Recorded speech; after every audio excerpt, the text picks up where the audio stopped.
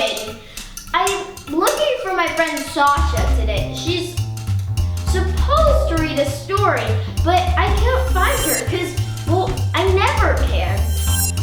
But can you help me find her? She has brown hair, brown eyes, about this big.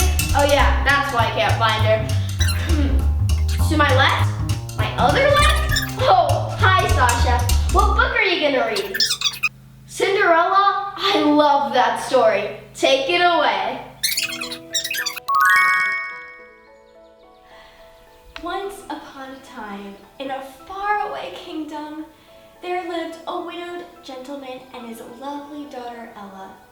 Ella was a beautiful girl. She had golden hair and her eyes were as blue as forget-me-nots.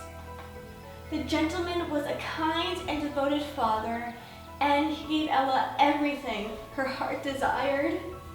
But he felt she needed a mother, so he married again, choosing for his wife a woman who had 2 daughters. Their names were Anastasia and Drizella. The gentleman soon died. Then the stepmother's true nature was revealed. She was only interested in her mean, selfish daughters. The stepmother gave Ella a little room in the attic, old rags to wear, and all the housework to do. Soon everyone called her Cinderella, because when she cleaned the fireplaces, she was covered with cinders. But Cinderella had many friends. The old horse and Bruno, the dog, loved her. The mice loved her too. She protected them from her stepmother's nasty cat, Lucifer. 2 of her favorite mice were Gus and Jack. Cinderella was kind to everyone, even to Lucifer. But Lucifer took advantage of her kindness. Lucifer liked to get Cinderella in trouble. One morning, he chased Gus onto Anastasia's breakfast tray. She screamed and blamed Cinderella. "Come here," the stepmother said to Cinderella. "The windows, wash them. Then scrub the terrace, sweep the halls, and of course, there's laundry." In another part of the kingdom, the king was worried about his son. It's high time he married and settled down. He told the Grand Duke. "But sir," said the Grand Duke, "we must be patient." "No buts about it," shouted the king. "We all have a ball tonight. It will be very romantic. Send out the invitations." When the invitations arrived, Cinderella's stepmother announced, "There's a ball in honor of the prince. Every eligible maiden is to attend." "That means I can't go too," Cinderella said. "Well, I see no reason why you can't," said the stepmother with a sly smile. "If you get your work done and if you can find something suitable to wear." Cinderella had hoped to fix her old party dress, but Anastasia and Drizella wanted her to help them instead. The stepmother kept her busy too. Cinderella worked hard all day long. When she finally returned to her little attic room, it was almost time to leave for the ball, and her dress wasn't ready.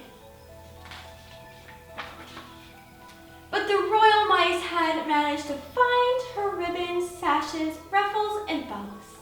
The mice had sewn them to her party dress, and it looked beautiful. The stepsisters shrieked when they saw Cinderella. "They're my ribbons! That's my sash!" They tore her dress to shreds. "Come along now, girls," said the stepmother, and they left Cinderella behind. Cinderella ran into the garden. She wept and wept. Suddenly, a hush fell over the garden, and a cloud of lights began to twinkle and glow around Cinderella's head. "Come now, dry those tears," said the gentlewoman. Then tall woman appeared in the cloud. "You can't go to the ball looking like that! What in the world did I do with that magic wand?" "Magic wand?" gasped Cinderella. "Then you must be your fairy godmother." The woman replied, pulling her magic wand out of thin air. "The first thing you need is a pumpkin."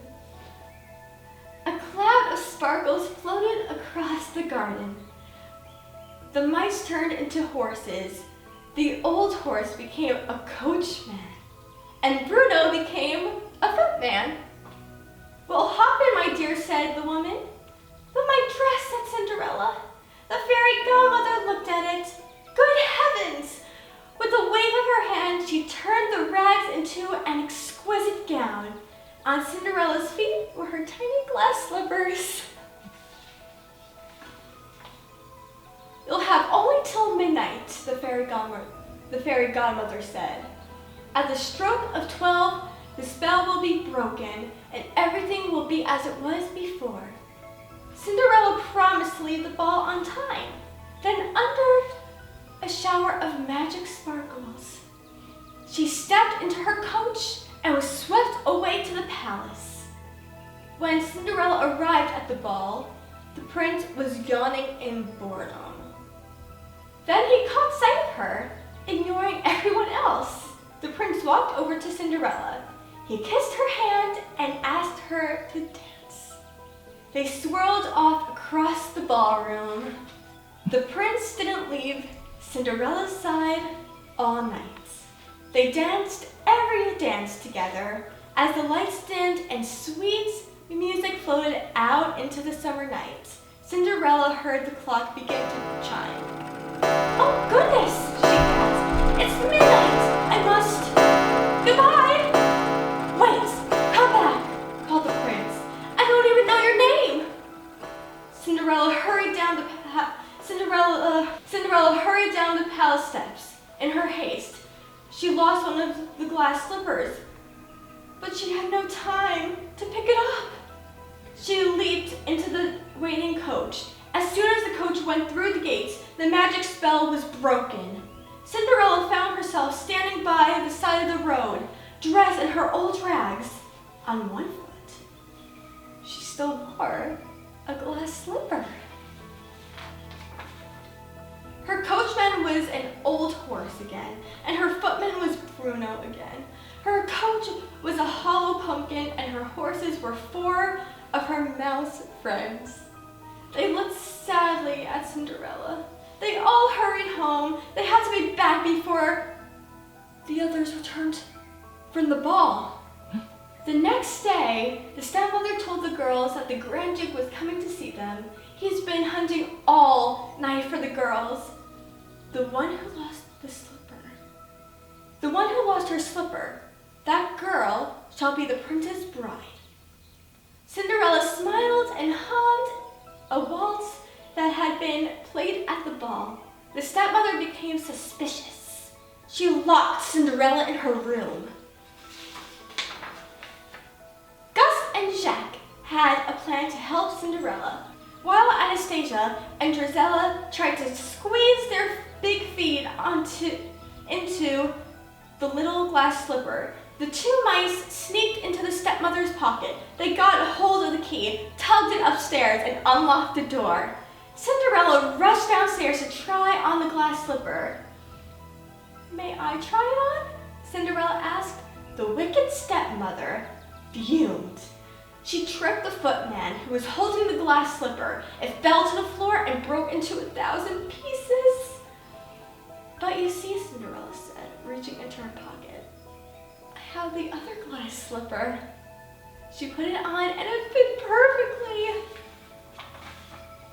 From that moment on, everything was a dream come true. Cinderella went off to the palace with the happy Grand Duke. The prince was overjoyed to see her, and so was the king. Cinderella and the prince were soon married. In her happiness, Cinderella didn't forget about her animal friends. They all moved into the castle with her. Everyone in and the kingdom was delighted with the prince's new bride, and Cinderella and the prince lived happily ever after. The end.